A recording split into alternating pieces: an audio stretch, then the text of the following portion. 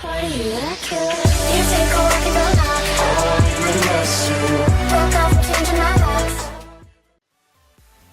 everyone, Piri here with another video today. So after hosting a poll on Twitter, it seems everybody wanted a class guide out of me.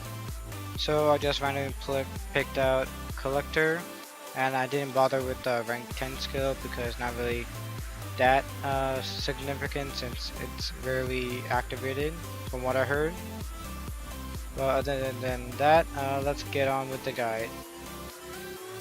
So before you actually get the class, it's very mana dependent, but it also does not regen mana as quickly as others. So I will highly suggest you use some R enhancements. Where is it? Either the mana vamp for your weapon or your spiral carve.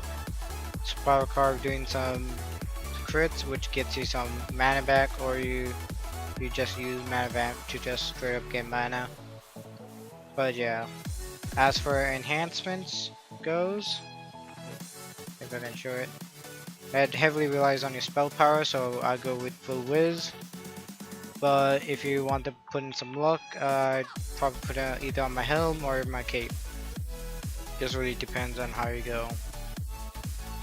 And for your rank 4 skills, aggressive increases your damage by 20%, and relentless increases your haste by 20%. So those are some pretty good passive abilities you have with this class, but you still gotta be careful with it.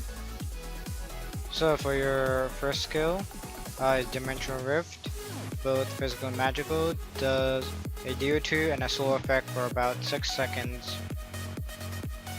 So after the cooldown, you can basically reuse it the moment it starts to fade away. So yep, it's really good. It does about 500 on average with the DOT included. By the way, it doesn't really hit that much. For your next ability, Particle Drain, basically gives yourself some HP. Well, it gives you HP depending on how much damage you do. So say you do that, heal back about, I think it did about 400 right there. But it's really good with that.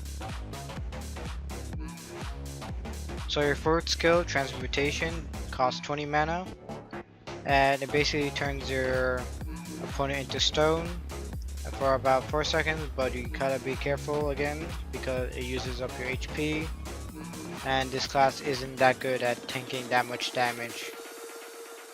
And for your last skill, creates a tiny sun, dealing about a huge amount of damage, and also applies a large dot and reduces the enemy damage for about 10 seconds.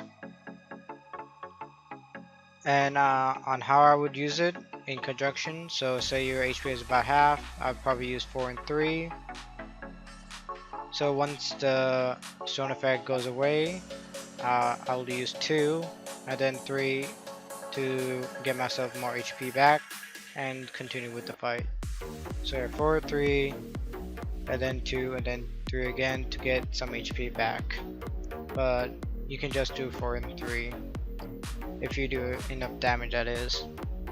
So the boss I'm gonna face is gonna be the Ultra Chaos. It's not too hard, but it's also not too easy. So yep.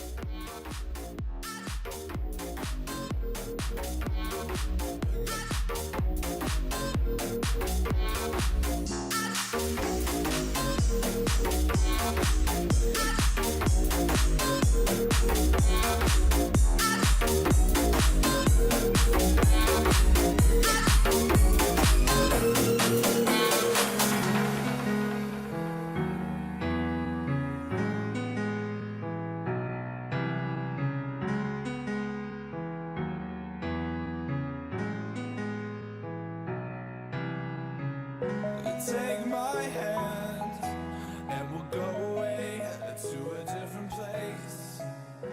Float on air and we'll hide away. So yeah, that's about it for now. So for the rating, I would give it for soloing about 6.5 to 7, around there. It's average. It doesn't really take damage that well, and the mana is like really hard to manage. Either that, I'm probably a bit too impatient with it, but if you're patient enough, you'll be able to solo about semi-decent hard, like semi-hard bosses. But yeah, that's it for now for this guide. It's really not that complicated. Slow, heal, stun, basically a stun, and basically a nuke with a reduced damage at the end. But yeah, that's it for now.